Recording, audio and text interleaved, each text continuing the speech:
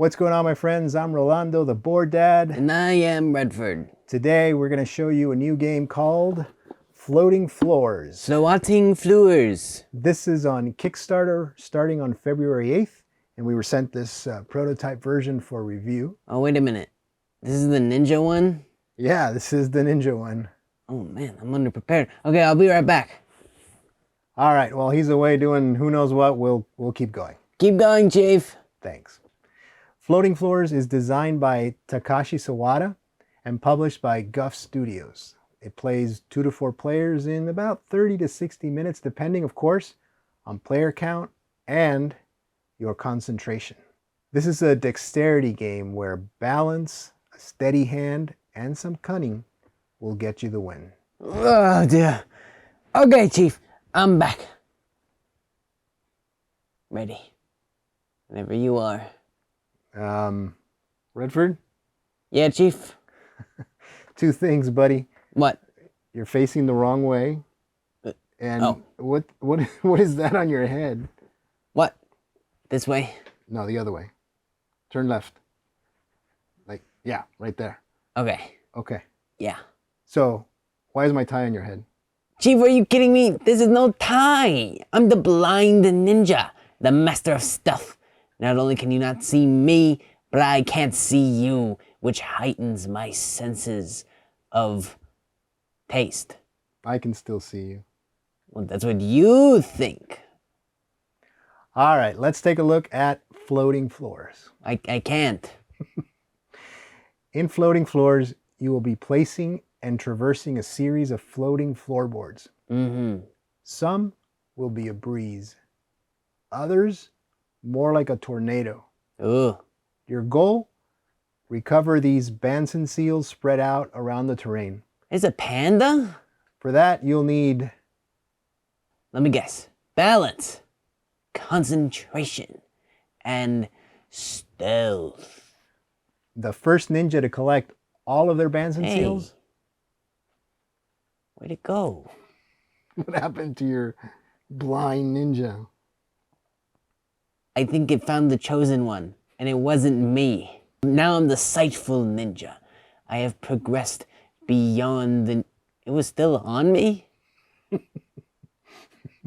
The first ninja to collect all of their Bansen seals. The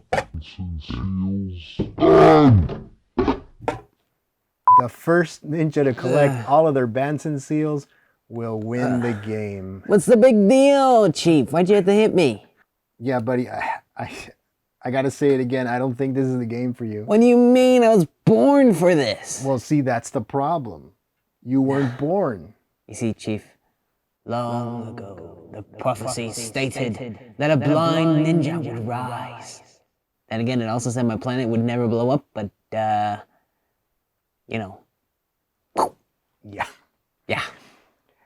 All right, so this is Floating Floors all ready to go. And keep in mind, these are all prototype components. So check out the Kickstarter page for updates. I would, but I can't find it. When you set up, you'll choose a number of these terrain tiles based on player count. This is set up for 2 players with 6 terrain tiles in a 2x3 grid. You'll notice these terrain tiles have land spaces and water spaces. Around the map, there are Bansen seals, which match with each player's ninjas and are placed at random. The amount depends on the number of players. Here in a 2-player setup, there are 4 per player. Before placing the Bansen seals, each player will have chosen a starting spot for their ninja by placing this starting tile with their ninja on top. Everyone gets 3 starting jutsu, 1 of each shape. These are the floorboard tiles you'll be placing on the terrain. They are double-sided and you can place either side up. And lastly, we have the 3 dice you'll roll at the beginning of each of your turns. I wish I could see. What was that? Huh? Oh, nothing. Just, So this is how a turn works. First, you'll acquire jutsu.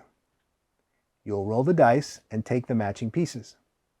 You can take the pieces from 3 places: the supply, or from a floorboard, as long as there is no ninja standing on that piece. You can even take it from under a floorboard, putting it back in the same orientation. Even when you have a keen understanding of your environment, you must also strive to understand yourself. Whoa, that was deep. Did you get that like from an ancient scroll or something? No, it's on the rule book. Then comes the fun part. You can do any number of the following actions, and you can even do them simultaneously. You can place jutsu.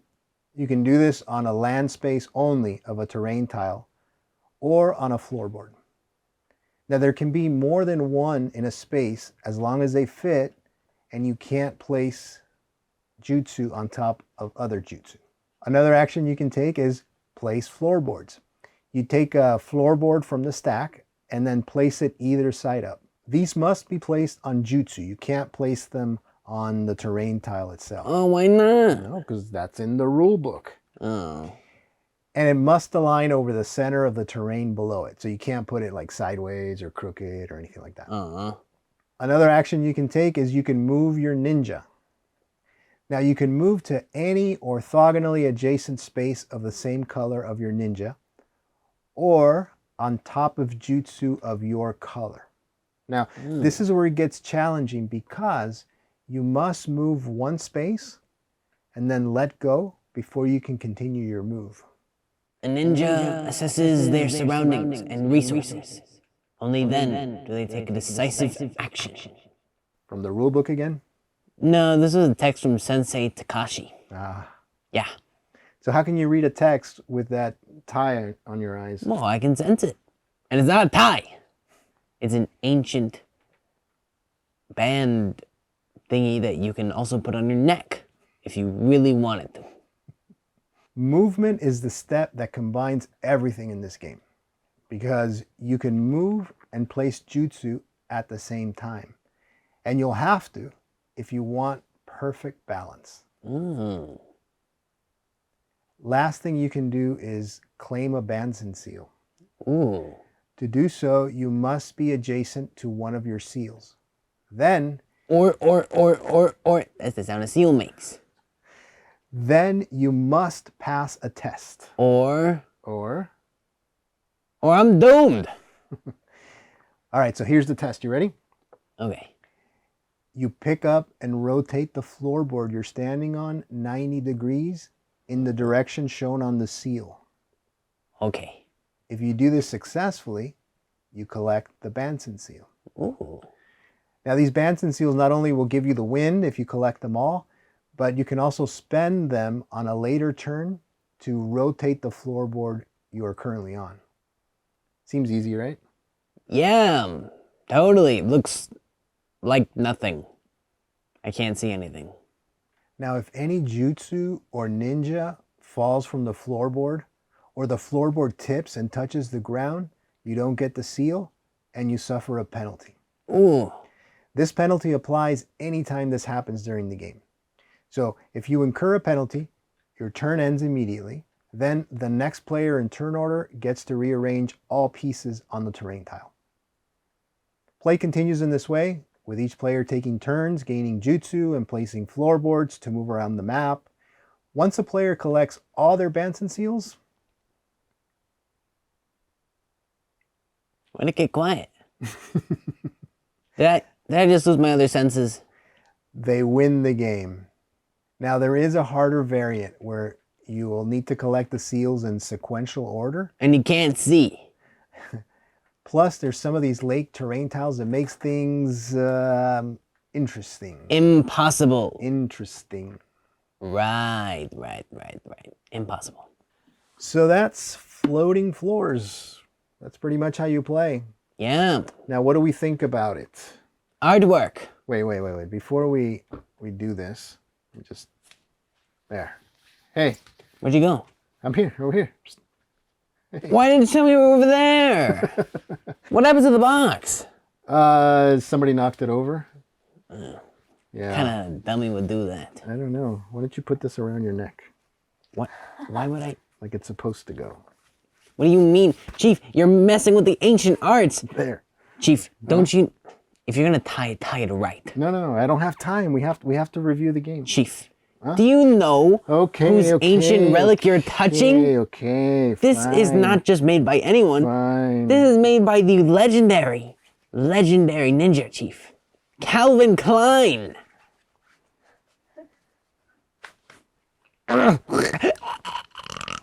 Is it too tight? Okay, sorry. It actually feels good. Sorry. Okay. All right, so what do we think? All right, so what do we think about floating floors? You said something earlier. You said... I can't see. No, you said art. Vandalay. All right, let's talk about the artwork. Now, the art has already changed since we received this prototype, so check out the Kickstarter for the updated art. The ninjas have a screen printed design on them, and the terrain tiles have color to them. Ooh. Yeah, so check out the Kickstarter page. Quality. But the game's strong point is not the art, and that's okay. The art serves its purpose, right? The ninjas as well, they're just black and white, and there's a reason for that, because as you notice, the floorboards have either black or white spaces, and they have to match the ninja color if you want to step on them, and the jutsu the same way. So, you know, there's a science to the madness, really, with the artwork, right? Yep. All right, so what about gameplay? Hey. Where are you going? We're not done, dude. Going to go... No. Check out the gameplay. Okay, all right. All right. So the gameplay is fun and sometimes frustrating. But that's just the nature of this type of dexterity game. It's fun to figure out the best way to balance your floorboards and ninjas while at the same time capitalizing on the weakness of your opponent. Well, I have a strategy that works every time. What's that? Give him a cup of coffee before you start. I actually like the cup of coffee thing because you really need a steady hand for this game. And sometimes you'll need two steady hands.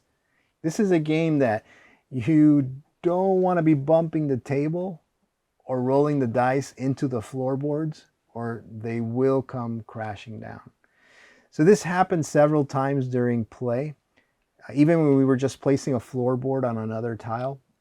And it got a little frustrating sometimes. What are you doing? You're eating your sacred headband from who knows where. And I mentioned it's also edible. Other than that, though, the game flows nicely. Turns are quick, and trying to advance while making it harder for your opponents is a lot of fun. Oh, yeah. All right, what's next, Redford? Weasels that play. Ease of play. Weasels that play. The rules are nice and concise and explain everything clearly. Oh, yeah. Now, this makes the game easy to pick up and play.